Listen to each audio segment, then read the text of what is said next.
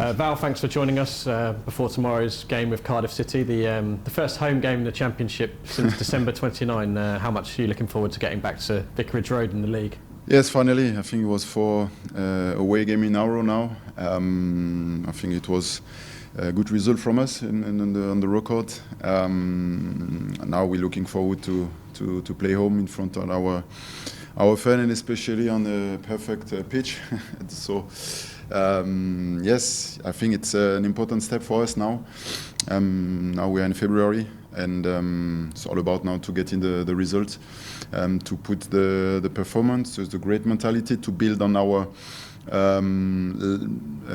last home game against Southampton, the cup game. I think it was a really good game, and just to make sure that we can continue to push forward. Any team news? How are Edo Kayembe and Jeremy Ngakia doing? At the minute, everything is good. No injury after the game on Wednesday. Edo Kayembe looks very good, so we expected him to be back next week with the team. Yáser Asprilla as well. He could be back next week with the team, so for sure he will need time, but at least we will have with him in a training session. Yesterday, Giorgi Chakvetadze was made a permanent Watford player. How pleased were you to get that deal done? I'm in love with Giorgi from day one. He's a great player, great mentality. Everyone love him. He's really quality players. I think for him it was an important move now, because he will be free in his mind. I think we saw already the previous game that is starting to get even more important in our game. A lot of energy, the freedom. He became due to know now Watford is his new home, permanent, and now we can looking forward for the future with him. What threat do you think Cardiff bring tomorrow? A team who's done a lot of business in the transfer window. Yes, so it's clear to see that will be a physical game. Cardiff very strong on set pieces, the main threat for them. So we have to defend well. But as I say, we have a home game, and we are focused on ourselves. What we have to do to put our energy on the pitch, our quality on the ball, continue to create chances like we create. But maybe now to make sure we do the next step, to be more ruthless in the opponent half, reduce the amount of chance we need to get a goal, and to make sure that we can score with our first chance. Thank you, Val. Thank you. How would you describe that transfer window as a whole? Calm, precise. We were aware about it. We worked behind the scene, but we were really calm, because we knew exactly what we wanted. We work on the target player until the very last minute. We made an offer, but the club turned down the offer, so that's why we didn't get the player we wanted. We had a lot of player offer after that, but our feeling at the end was always we took a player to take a player, and this is not what we want to create or what we create so far. We have to believe in a transfer we are doing, and on the other hand, some player got offered to leave, but they didn't want to leave. They wanted to stay, so it shows as well the togetherness we create within the team, and it just shows that we are on the right way. What we try to create, we work on a process to build something, and I think this window just show the big foundation we put since the summer. Just to pick up on what you said there, the player that you couldn't get, which position was that in? Was that a defender? Defender. Left-footed? Yes, was the first one. Yeah, actually two players. Yeah. Two players. One was a defender, one is a holding midfielder. And I take your point about wanting to sign the right player, but where we're at, did it ever cross your mind just to get another body in, just to cover in certain spaces. Yes, but at the minute, as I say, we went through since summer with the squad, and we got all the position cover. So because, as I say, I like to play with players who are able to play 2 or 3 positions, and to make sure you make us flexible and you can work with a decent size of player in the squad. For sure, we wanted to do the next step, but not only for January or for the summer to do that, and we had the possibility, but as I say, it didn't work out. For us, it was the right player, but it just confirmed that we have to stay that way. If we have got that feeling this is the right player, we have to do everything in our power to get the player. But if you got 1% feeling less, then it's better for us to leave it and to give the trust on our player. We try to be, or I am very protective with the togetherness we create. I think that even Dennis in a short period of time saw what happened at the club, and you see him as well. Very good in the team every day. Every team he grow up with the team, the feeling getting better, and you know how much it takes to build something like that. What energy, and if you pick the wrong player, one player can destroy everything in the changing room. So that's why I'm very protective. You referenced Dennis there. I remember you saying a few weeks ago you were looking for players who could come in and play the next day. Yeah. What changed your mind, or what did you see with Dennis? Because he obviously couldn't come and play the next day. Yes, sometimes you have to think about the big picture. So the first thing is that Dennis knew the club. Dennis was desperate to come. He made a lot of sacrifice, so he showed a big mentality, a big desire to join us. He's a quality player. Nobody has any doubt about that. And after, for me, was just a question. We know that he got the quality. It's just the time. When can he get all his powers on the pitch? And we knew how we work, so we are able to bring Dennis on that level. But the most important thing that he is available. So we know that even 10-15 minutes, if we are able to put Dennis in a position in a box in 1v1 situation, or he will give us satisfaction, and that we know. And this is all the decision you have to take, the thought, rather to take another player, maybe don't know the club, need more time to adapt, to integrate. With Dennis, it was more the case that it could be a win-win situation for both sides. You mentioned there was a couple of players that there were offers for. Were they offers that the club accepted, or were they just that you turned them down? You said the players chose not to go. Yeah. They chose not to go. Yeah. So the club accepted the offer, yeah, and the players chose not to go. Yeah. Yeah, I know you won't tell me who they are, but was that an endorsement on what you're doing? I think so. For sure, you have two sides of the coin. You can see maybe one player is comfortable, want to stay, but on the other side, we are not here to be comfortable for everyone. We create a performance mindset. We try to raise the standard every week, every month, to be near to the perfection what we want to create.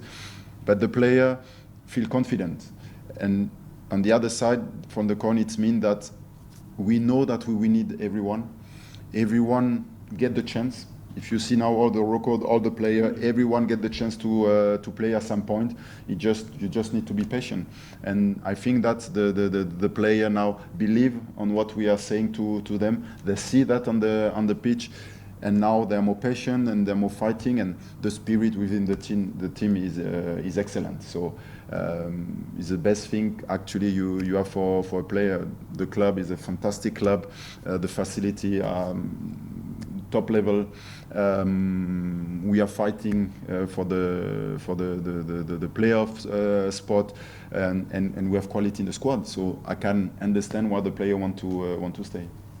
Just based on pure numbers, it looks like the squad is 2 players lighter than it was at the start of January. Does that concern you? No, I'm not worried about that, because I know what we create all the time with the player. It's clear when everyone is available, then you will have one or two players out of the squad. Everything can change quickly. You get always one or two players injured throughout the season. The danger is if you have everyone available and you have 5-6 players on the bench or even in the stand, then you create problem within the squad, and you need to manage more the problem rather to manage the problem on the pitch. You need to solve, and this is what we want to avoid. As I say, we create a team first mentality, and to create that mentality, you need first to work closely with your players. You talked about 1 in, 1 out. It looks like we had 1 in, 3 out. Does that mean the 2 that you've referenced that you didn't get, that was the gaps? Exactly. People might look at that and think, are you disappointed then? Are you concerned that you didn't get those 2 in? I'm not disappointed, because I got the support from the club. We made it together. The club understood what we tried to do, give all the support, even on the financial side, to try to get what we wanted. But at the end, as I said, it is a trust on the both sides, and if I got that feeling that is not the right player, then it's better to stay like we are. But believe me, we try everything to get the player, because we found the right player for us, but it didn't work out. But at least he gave us that feeling how we want to work in the future together, and that's why we are not disappointed, because we were all in on those situations. Would they have been permanent transfers with fees, or were they loans? Was 1 loan, 1 permanent. Okay. Just looking at what's coming ahead, we have, like you said, Christmas reloaded. You've done very well at finding solutions for everything, but I'm just thinking, if Wes Hoedt fell down a hole tomorrow, have you got a plan for those 1 or 2 areas?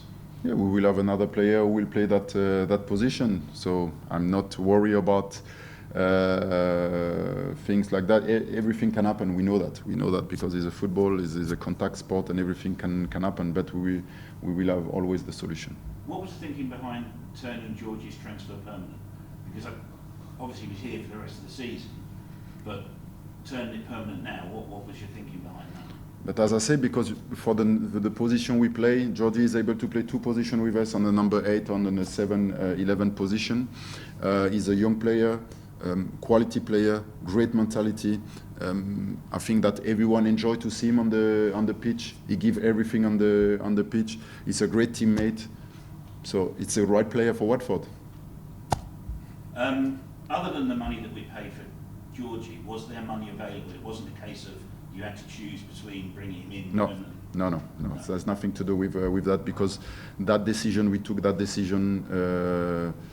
It was at the end of the last year, so we were pretty sure that Giorgi has to become our player, and we took the decision internally. And after, it was just a case of the negotiation until we get this over the line. But actually, it's nothing to do with the transfer windows. As you said earlier, we're on the edge of a playoff place. Is there any fear of lack of ambition at the club, that they haven't pushed more now to bring in what might have been the difference between a playoff place and just falling short? No, I'm not sure, because if you see the position of the last season, I think that season period of time of a 1 match day before, Watford was on the 3rd place with 44 points after 28 games, and we had 40 points. If you see now the points from the 3rd and the first one is much more, so the level of the championship this year is higher. Due the 3 teams who dropped from the Premier League, it was clear. We knew that before the season. But for us, it's more the case to build something. I think that the club said from day one, and we continue. We want to build something, and now we feel that we are on the right way, and we try to build something. But sustainable, and that everyone can rely on the team, that the club, that the fans can rely on the performance on the pitch, the way we want to play. We know that it won't be perfect every game. We saw against Sheffield Wednesday, but that at least we can rely on our player and on our way to play. Do you think sometimes that people forget that we were 21st after we lost at Sunderland, and yet now we're 3 points off the playoffs? Do people sometimes forget how far we've come? Yeah, but you have to see where we started as well, with a massive clear out, the shifting in the mentality. It just takes time. For sure, you use after the transfer window to add and to move quickly, but now our feeling is something is growing up, and the people cannot forget that we are playing with teenagers as well. We have some games. We play with James Morris, with Yáser Asprilla, Porteous, Martins, Koné, Ryan Andrews, 19 years old. So when you play with young players, then it's always a bumpy road. They will put the performance. We know that they've got the talent, but sometimes you have to be patient because the decision making is not stable on that level. And this is what we try to create. But we give the chance to our player now to perform, and they will come. They will play with consistency on the high level. But they need game. They need to do it well, to make mistake, and we go again till we get that consistency. You're clearly someone who's methodical, has plans. Where we are now, where would that compare to where you thought we might be in January/February? I think maybe we're at not too far away what we expected. I think we should have at least 4 points more, 4 or 5 points more. Should be okay. Then you are already in the playoff spot. Do our own mistakes, so this is a good feeling because it's something we can sort it out.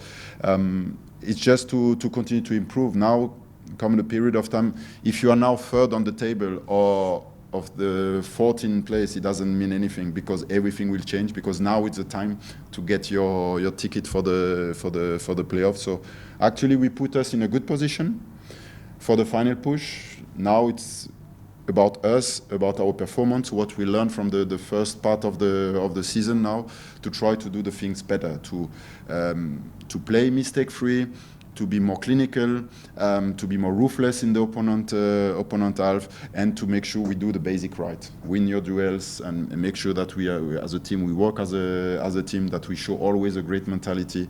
This is non-negotiable. Last question. Do you think transfer windows have changed? Because yesterday was dead, and I think it was the 7th lowest amount spent ever. And that's obviously a knock-on effect of the sustainability rules in the Premier League, which means you're getting less players who are dropping down to the Championship on loan. Do you think that for the next few years that's what we're going to see? I think it's more the mentality for the club. So the club will spend money if they have to, but it's always the case to find the right player. I think that is my feeling. And by the past, the club spend a lot of money, but maybe not only for average player, or they not meet the expectation you have, and you spend a lot of money in January with a big ambition or expectation, and the player didn't meet the expectation. And to make sure to get the right player in January is difficult. So either you go really and you pay the money, and you have to pay, and you get your player, or it's on loan player, then you can have so many players if you want. You can change the complete squad, but it's always a danger because the loan player needs time to adapt. And as I say, the best way is coming and play straight away. So I think it's more the balance to find for the club to make sure this is what we need. It is a value for us. Yes, we are doing it. Or if we are 1% doubt that is not the value, the player we need, then away from it.